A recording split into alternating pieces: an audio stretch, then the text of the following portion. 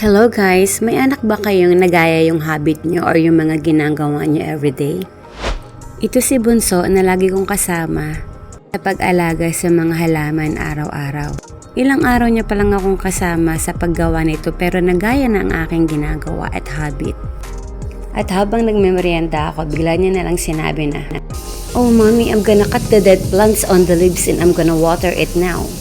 So bigla akong na-amaze at naisip ko na i-content ko siya para ma-inspire yung ibang mga bata sakaling mapanood siya. So nakita ko sa kanya na parang yung pagdidilig niya at pagkakating ng plants is parang laro-laro lang sa kanya at nag-e-enjoy siya dito.